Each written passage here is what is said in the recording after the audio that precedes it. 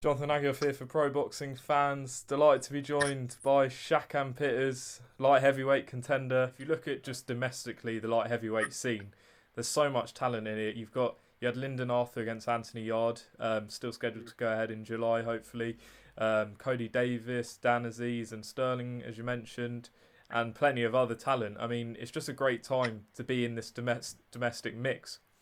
Yeah, it's a good, as you said, man. It's a great domestic mix. Everyone in the top 10, and even lower. It doesn't matter where you are in the ranking. To be honest, like everyone's game and everyone's on it. Everyone wants to win, and there's to mention the top 10, you could put anyone against anyone in there. There'd be good fights. You know what I mean? 100%. Really, everyone would want to put bums on seats for anyone. Who fights anyone in that top 10? You know what I mean? So like I said, the Arthur and Yard fight is a good fight as well. They're both very talented and good fighters as well. So that'll be interesting. It'll be an interesting watch. I respect a lot of them in their fight, in their fighting ability and so on. But yeah, it's very competitive, man. It's nice to be in this kind of this division. I think it's probably the most competitive right now. To be fair, I know heavyweights are up there, but they're not as much. You can't name everyone in the UK rankings as like an exciting fight like that. The light heavyweights in our scene right now, they're all exciting fights. You can put them on the undercard, or even a lot of them could be main eventers themselves. A lot of them can do. So it's a great division to be a part of. 100%, I'm just going to keep climbing myself in the rankings and just keep bagging up all these wins. Despite the fact you didn't fight towards, say, the end of last year, I read that you sort of sparred with Liam Williams in preparation for his fight. Yeah. What was that experience like, fighting someone good, like man. 2 weights below? Yeah, it's good. At the end of the day, he's like a bull, man. He just keeps coming. But like, it's good that, as I say, I was right for his. I was right for him for that Atlantis fight. Is for his opponent. Obviously a lot taller, obviously, and a lot stronger and so on. And I think they identified that and wanted to get the best work they could get in. And he was great to spar with himself and see what it's about. He's a nice guy, man. He's a really nice guy. I've got time for him, and if he ever needs any help again, I'm always open, to help him for sure. And Joshua Buatsi, I believe, is another name you've sparred. How good is he in the ring? And there's been a lot of talk of him potentially moving on to a world title shot. Do you believe he's ready for that level?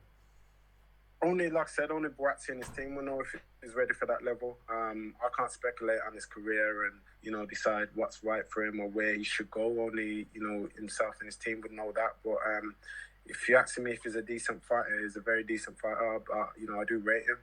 He's a good fighter. He's a nice guy outside the ring too. And I've got time for him as well.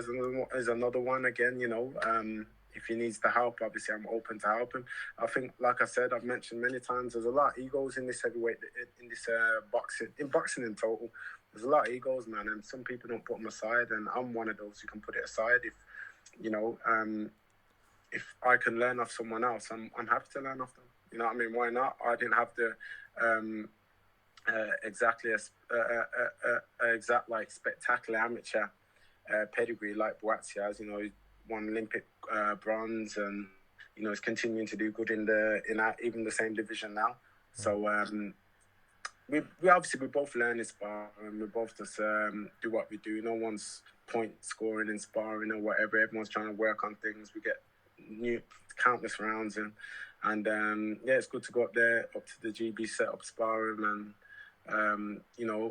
get the rounds and get the work in. It's only going to develop me as a fighter as well. At the elite level, you've obviously got the likes of Beterbiev, Artur Beterbiev, unified champion. You've got Dmitry Bivol. I believe the WBO shot's vacant. Who do you see as like the top dog at the top? What? So who's the best in light heavyweight scene? Yeah, between sort of Beterbiev and Bivol, would you say? Okay, because I'm always going to back myself as, if I don't have that mindset to back myself as saying that I can take these guys or whoever it may be in the light heavyweight division, I'm in the wrong sport. So I'm always going to back myself. People may look and think, oh yeah, this guy, whatever. But, in time people see, and I'm always going to back myself and I'm always going to work on me. But I think I do rate Beterbiev. I've seen some of the mad training regimes he does as well, but yeah, I do rate him up there at the moment. Even the way, like you said, he took out Callum Johnson. He done that in a spectacular fashion, and Callum Johnson then a joke of a fighter. He can bang. Guy's a good fighter. So I've been impressed with him at the moment. But again, I don't look too ahead of myself. I don't watch these guys religiously or anything. I've just got to focus on just keep working on me and keep focusing on my journey and bettering myself, because I'm sure Beterbiev and all those other boxers, they're not watching myself, you know what I mean, or anything like that now. So I've got to focus on what we're doing in my camp and the hard work I'm putting in and what I'm wanting to achieve and so on. There's so often a lot of boxers overlook things, or they look at where they want to be in 3 years' time and not focusing on where they are now. And that's how you can generally just slip up on your career and end up back down, like snakes and ladders all over again, end up back down the ranks. So now for me, I'm just focused on myself. But I do rate a lot of the top light heavyweight boxers. Of course, they wouldn't be there if there wasn't any good. Right now, obviously, there's not much to do apart from a bit of training and stuff to keep yourself ticking over. Do you have any particular fighters or fights that you've been watching from the past? I've been watching a lot of fights. Like I've watched Tommy Hearns Hagler. I always watch that. I like that fight. Tommy Hearns Hagler, Tommy Hearns Duran. I've watched a lot of Mayweather fights as well. Mayweather Cotto. I've watched Mayweather, Shane Mosley, and a lot of documentaries, and movies, of course, on Netflix, but a lot of documentaries. I'll tell you what's a good watch for any athlete or any sport person out there is the Last Dance, Michael Jordan's documentary. It was a great watch. I watched it yesterday, and it's going 2 series at a time. I think the next one's out tomorrow. The next 2 series. It's a great watch. Even yourself, man, give it a watch. His story's inspiring, and it just shows you how hard work, how much hard work, how much of his hard work has prevailed him in his life and his career as well. So it's a good watch to watch. So I've just been watching all other things, and of course, this little funny stuff on boxing, Mike Tyson's craziest moments, and things like that. So yeah, I watch a lot of boxing. I think I am missing the sport. I'm missing not being in the gym with my gym mates and things like that. And when I get an opportunity where I could watch things, apart from like obviously on Instagram and stuff, there's a lot of boxing social sites I follow who deliver good updates. Boxing Media King's one as well. Boxing Media King. Sorry, he's one who delivers good ones and things like that. So yeah, I've just been watching a lot of documentaries, movies, and so on. But yeah, well, there. Absolutely. I mean, you've got that big title shot hopefully coming up, so that must keep you, as motivated as you need to be anyway. Yeah, man. It's my like I said, for me, my daughter was always the one who's kept me motivated, and she defines.